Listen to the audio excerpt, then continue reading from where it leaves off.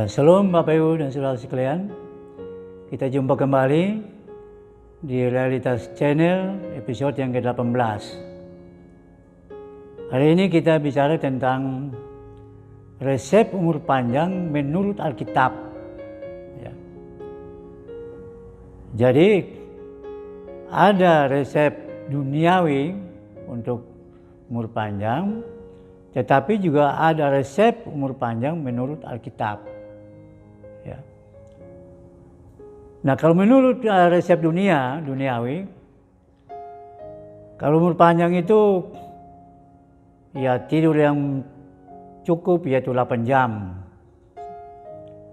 Makan yang enak, yang bergizi.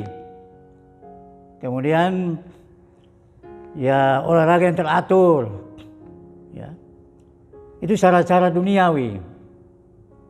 Kalau kita mau sehat, umur panjang. Ya. Tapi kalau pola Alkitab tidak demikian. Menurut Alkitab, resep umur panjang menurut Alkitab, yaitu pertama, yaitu menghormati orang tua. Kalau kita sebagai anak-anak, ya kita menghormati orang tua. Coba kita lihat di dalam Efesus 6 ayat 1 sampai 3. Efesus 6 ayat 1 sampai 3. Hai anak-anak, taatilah orang tuamu di dalam Tuhan, karena haruslah demikian. Hormatilah ayahmu dan ibumu. Ini adalah satu perintah yang penting seperti yang nyata dari janji ini, supaya kamu berbahagia dan panjang umurmu di bumi. Ini perintah penting. Tidak boleh tidak. Anak-anak menghormati orang tua. Dikatakan hidup berbahagia dan umur panjang. Bapak Ibu sekalian, saya sejak dari kecil, jujur saya sangat takut menghormati orang tua saya. Saya taat pada orang tua saya. Sampai pada akhir hidup daripada mama saya. Itu terakhir daripada sakit mama saya waktu saya sudah jadi tentara, tahun 74 saya kembali ke Kupang. Waktu itu mama saya sakit. Kemudian saya bawa ke rumah sakit tentara waktu itu. Di pinggir jalan saya mau gendong mama saya ini, bawa ke rumah sakit tentara, jalan kira-kira ada 50 meter. Tiba-tiba Tuhan taruh di hati saya.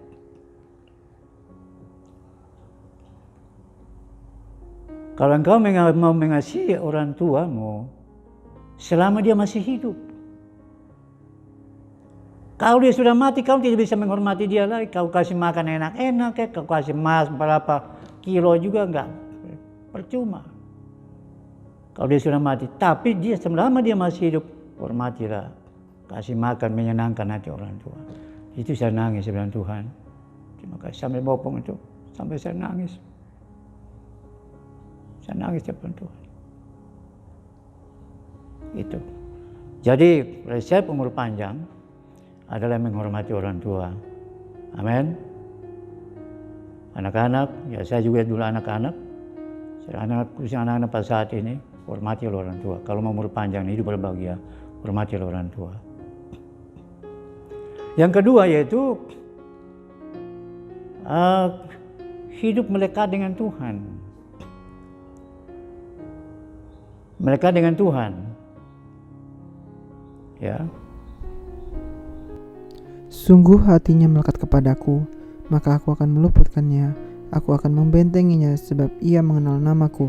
Bila ia berseru kepada aku akan menjawab. Aku akan menyertai dia dalam kesesakan.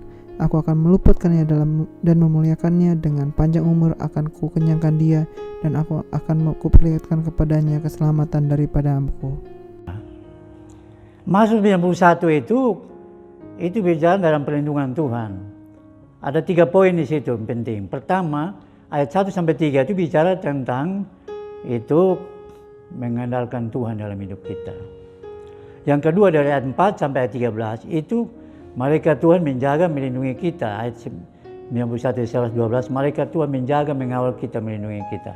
Dan ayat 14 sampai 16 ini, kalau kita mengenal Allah, kemudian melekat hati kita kepada Allah, kepada Tuhan, maka di situ dikatakan kita dipanjangkan umurnya, panjang umur.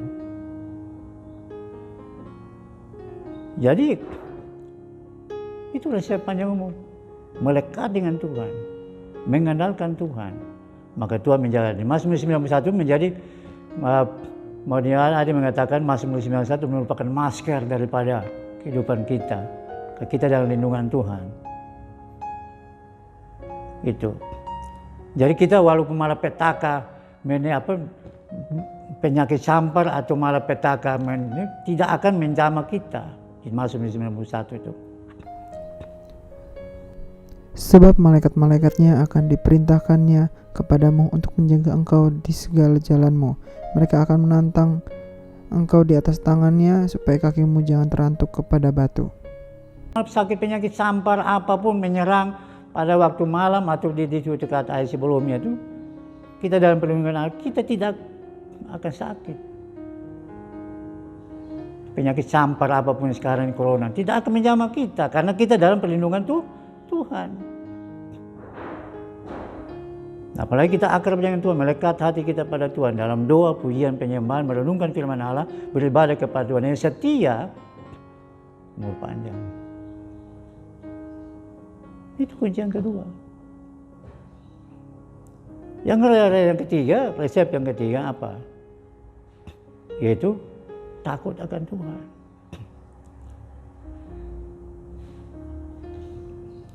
Amsal 10 ayat 27. 10 ayat 27. Takut akan Tuhan memperpanjang umur, tetapi tahun-tahun orang fasik diperpendek. Kalau orang memperpanjang umur, takut akan Tuhan. Tapi tahun-tahun orang fasik diperpendek. Ya. Jadi umur manusia itu sudah ditentukan oleh Tuhan. Sudah dirancang oleh Tuhan. Kalau hidup benar di mata Tuhan, kita dipilih sebelum dunia dijadikan. Ya. Ibarat kalau kita seorang insinyur maka membangun satu gedung, dia gambar dulu, rancang dulu. Kemudian biayanya berapa, itu dirancang. Begitu dalam kehidupan kita sudah dirancang oleh Allah sejak sebelum dunia dijadikan. Melalui siapa? Yesus Kristus. Dia ada sebelum dunia dijadikan. Dan dia menampakkan diri pada zaman akhir ini. Dan dia menjadi manusia untuk melaksanakan karya penyelamatan, yaitu lahir, mati, bangkit, naik ke surga. Itu. Yaitu rancangan Allah dalam kehidupan manusia seperti itu.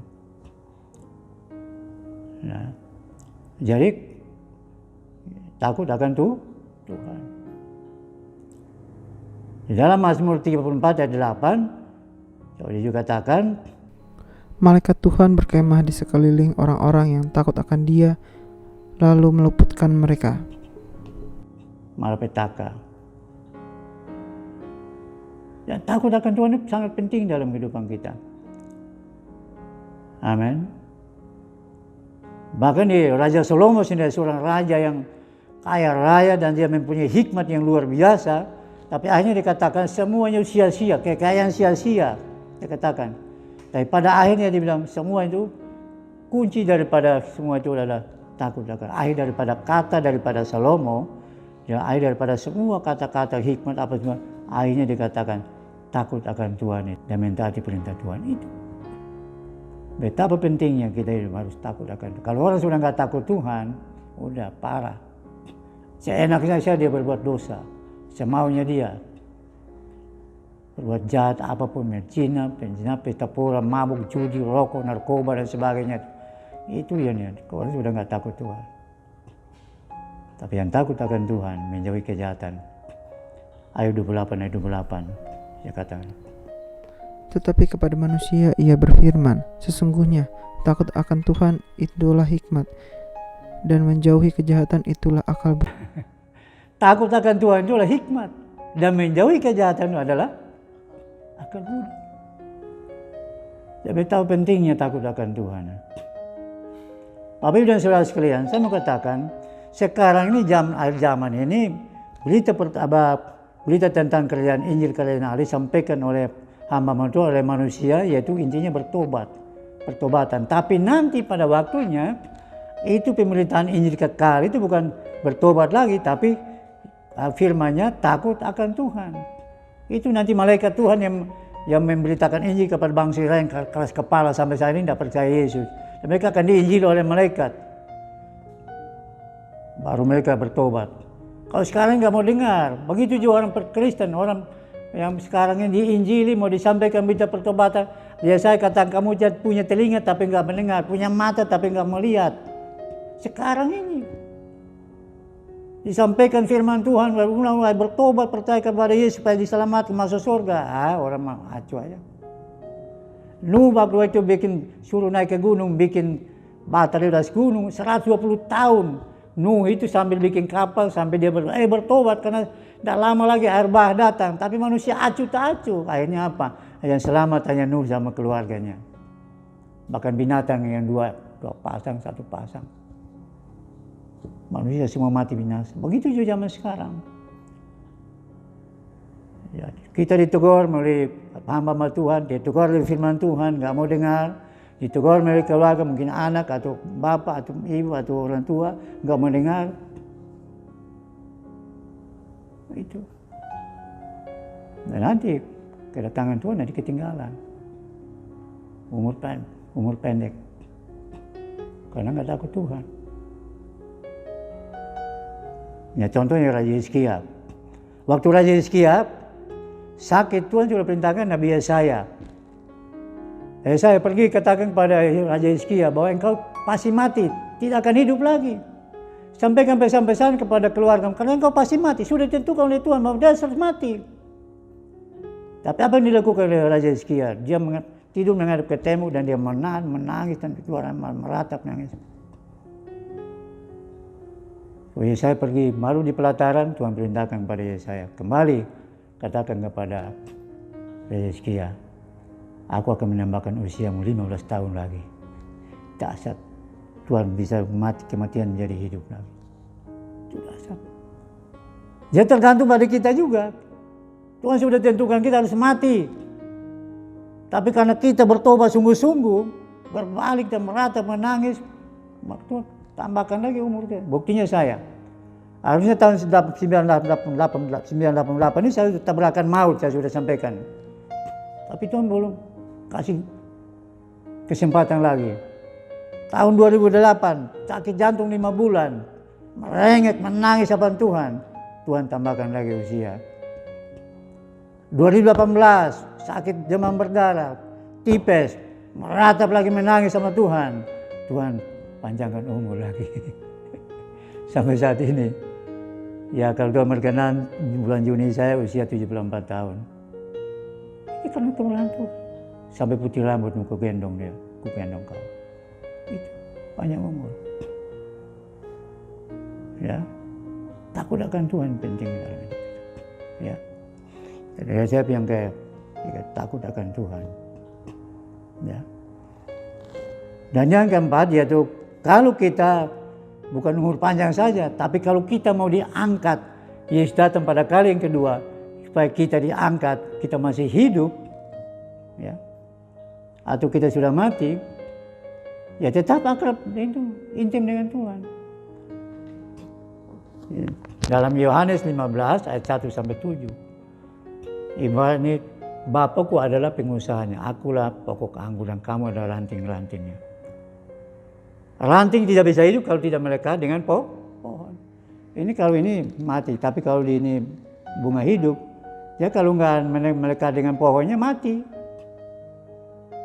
Begitu dalam kehidupan kita. Kalau rohani kita tidak intim dengan Tuhan, akrab dengan Tuhan dalam berdoa, memuji menyembah Allah, menurutkan firman Tuhan, ya rohani kita mati. Pertama rohani dulu kita mati, kemudian jasmani kita mati. Maka Yohanes 5 ayat 7, jika kau berada dalam aku dan firmanku berada dalam kamu, maka apapun yang kau minta akan diberikan kepadamu. Itu janji firman Tuhan. Akrab dengan Tuhan, intim dengan Tuhan, melekat dengan Tuhan. Nah maka kita berjaga-jaga, padahal kalau kita mau diangkat, mau disamakan. Nah Ini pertanyaan bagus. Sarah diangkat, yaitu kita melihat dulu ada 3 tokoh. Ya. Pertama kita melihat Henokh. Alkitab mengatakan bahwa Henokh bergaul akrab dengan Allah. Maka dia diangkat, tidak mengalami kematian.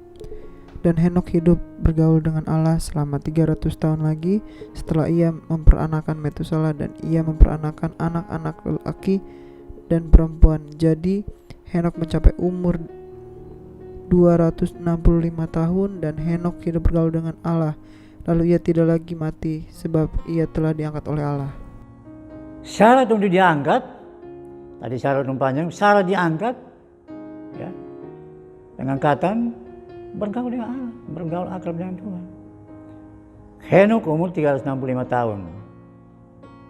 Dan zaman perjanjian lama itu usia daripada anak-anak Tuhan itu panjang-panjang. Contohnya Adam usia 950 tahun. Baru dia meninggal. Dia tidak taat makan buah itu, dia mati. Kalau kau makan buah itu, kau mati. Pada waktu dia makan buah pengetahuan baik dan jahat itu, dia mati rohani. Tapi dia Adam usia 950 tahun baru dia meninggal. Bisa ketemu baca di dalam Kejadian pasal 5 di sana. Kemudian yang kedua yaitu syarat untuk pengangkatan, umur panjang dan sampai diangkat itu adalah Elia. Elia adalah seorang pendoa syafaat yang efektif. Dalam 1 Raja-Raja 18 ayat 40 sampai 44 di situ dikatakan itu Elia hidup akrab dengan Tuhan. Sehingga dia berdoa hujan turun, api turun dari langit membakar 400 nabi Baal itu. Elia berdoa hujan tidak turun 3,5 tahun di Israel. Kemudian Elia berdoa lagi 3,5 tahun dia berdoa lagi hujan turun. Dan itu pun berdasarkan petunjuk Tuhan. Jadi Elia kenapa dia berdoa dengan tekun? Setelah dia mendapat pesan Tuhan itu hujan akan turun, maka Tuhan pesan pada dia ini hujan akan turun segera. Maka Elia naik ke Gunung Karmel, kemudian dia berdoa di sana. Ayat 44 sampai 47. Pada ketujuh kalinya berkatalah bujang itu, "Wah, awan kecil sebesar telapak tangan timbul dari laut." Lalu kata Elia, "Pergilah, katakan kepada Ahab, pasang keretamu dan turunlah. Jangan sampai engkau terhalang oleh hujan." Maka dalam sekejap mata Ahab naik kereta lalu pergi ke Yezreel, tetapi kuasa Tuhan berlaku atas Elia. Ia mengikat pinggangnya dan berlari mendahului Ahab sampai ke jalan yang menuju Yezreel.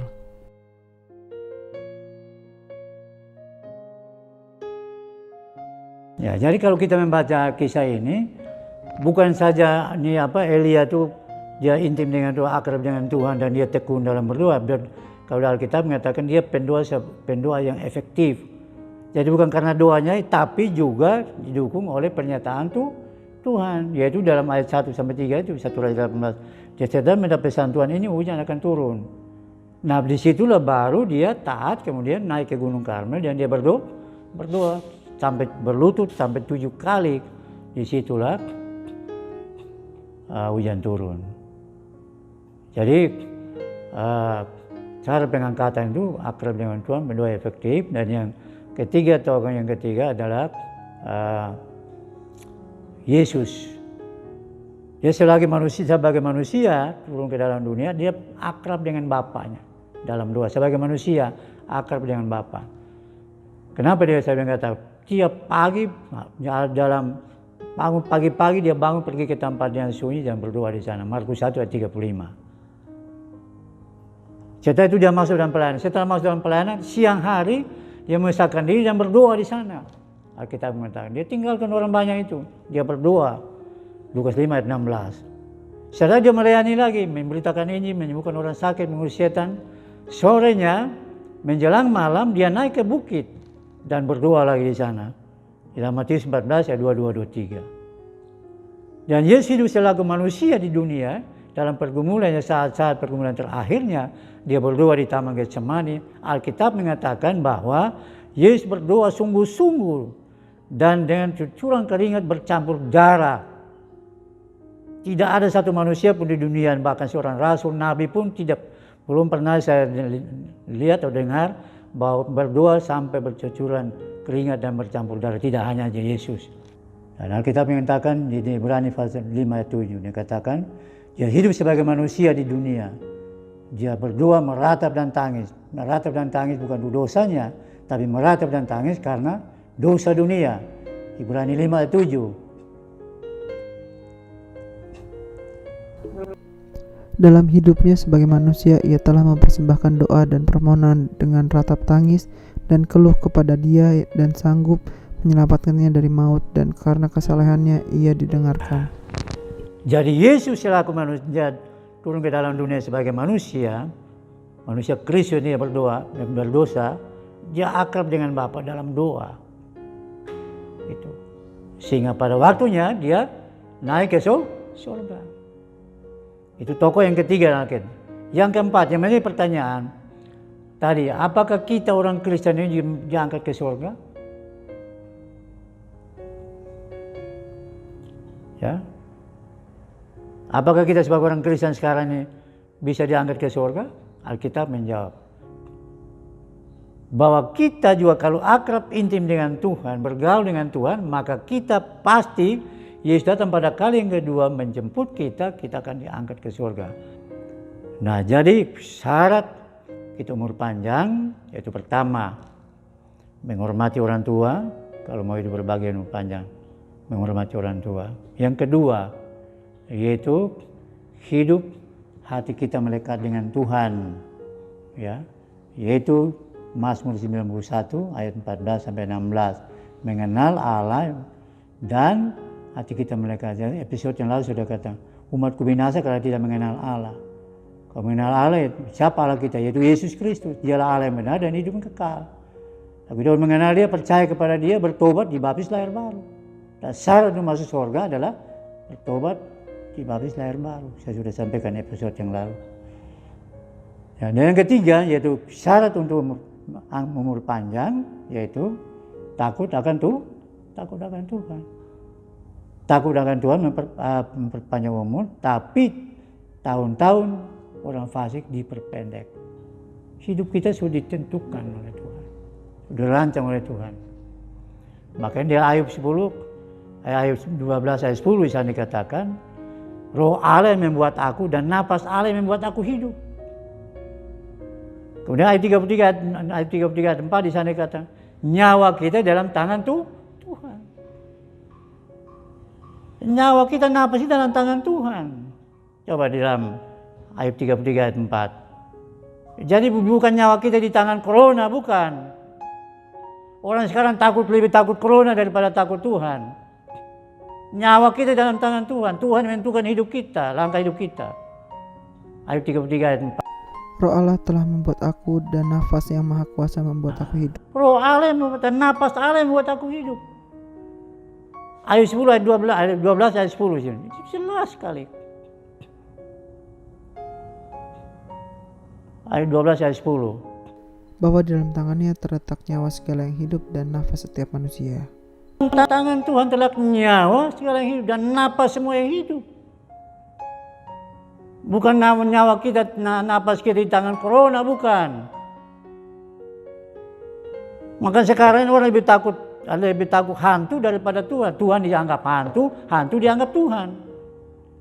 Waktu Yesus berjalan di atas air menghampiri muridnya di tengah gelombang itu, murid-muridnya ketakutan, itu hantu, padahal itu Tuhan. Nah sekarang juga begitu. Corona menjadi hantu, tapi dianggap Tuhan, lebih menghormati corona daripada Tuhan sekarang ini. Maka kalau mau umur panjang, ya, mau hidup kekal di surga, itu syaratnya itu tadi. Ya itu yang kita pakai masker atau masker, itu memang sistem dunia. Itu menurut dunia punya ilmu kesehatan, oke dah kalau ilmu kesehatan. Tapi kalau untuk dilarang beribadah, tunggu dulu. Ya. Makanya dalam masuknya di Roma 13 ayat 1 sampai 8, pemerintah adalah wakil Allah, hamba Allah dipilih oleh Allah. Kami menghormati pemerintah. Tapi dalam ayat yang ketiga disitu, kita kalau berbuat baik, kita tidak perlu takut kepada pemerintah.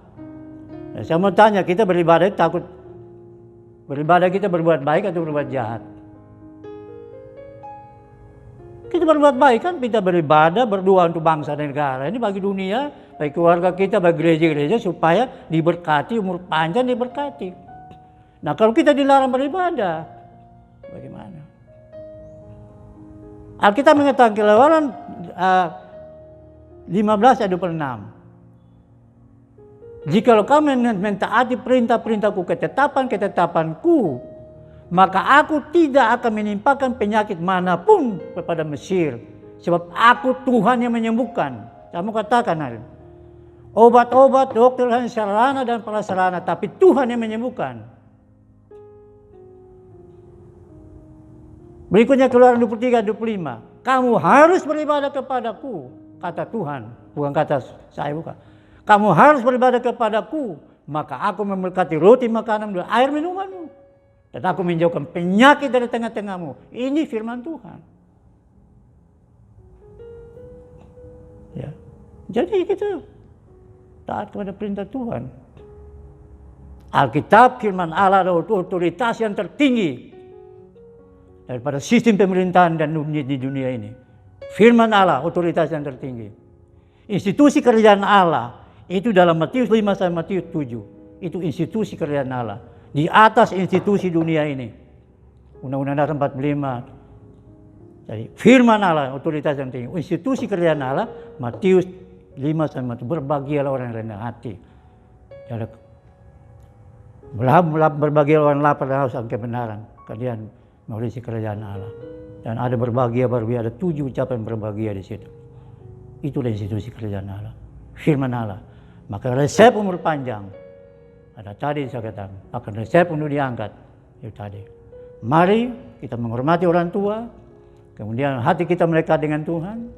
Tadi Efesus 6 ayat 1 sampai melekat dengan Tuhan hati kita, yaitu Mazmur 91 ayat 14 sampai 16. Takut akan Tuhan, yaitu Amsal 10 ayat 27, ya, Amsal 33 ayat 4, dan Pengkhotbah 12 ayat 12 dan 13. Dan secara kita diangkat kehidupan kekal di surga, yaitu bergaul akal dengan Tuhan. Henok bergaul akal dengan Tuhan. Ya, Kejadian 5 ayat 22 dan 24. Elia akal dengan Tuhan. Kemudian dia diselamatkan. Kemudian Elisa ditentukan Raja Hizkia. Dia sudah ditemukan tapi Tuhan kasih panjang lagi 15 tahun. Itu karena orang takut Tuhan menjauhi kejahatan. Nah, itu Bapak Ibu sekalian, hari ini mungkin saya akan bicara agak keras ini, tapi kalau Tuhan suruh saya bicara, sebenarnya harus bicara. Untuk itu, saya himbau kepada keluarga saya, jemaat Tuhan, gereja-gereja, bangsa dan negara, bangsa-bangsa, lewat YouTube ini, bertobat dengan sungguh-sungguh. Karena kunci untuk masuk kerajaan surga adalah bertobat. Jalan untuk masuk ke dalam kerajaan surga adalah lahir baru. Dan syarat untuk umur panjang yaitu, apa tadi itu, menghormati orang tua, ya, kemudian melekat dengan Tuhan, takut akan Tuhan, dan juga bergaul. Itu Bapak Ibu sekalian, biar firman Tuhan ini menjadi berkat bagi kita. Dan yang terakhir kita bersyukur kepada Allah kita. Siapa Allah kita? Yesus. Yesus adalah Allah yang benar dan hidup kekal. Dia akan datang kembali, ya, dan untuk menjemput saudara dan saya. Untuk itu kita berjaga-jaga. Sudah siapkah kita? Kalau Yesus datang pada hari ini, jawabannya adalah pada saudara, Bapak Ibu sekalian. Tuhan Yesus memberkati. Shalom.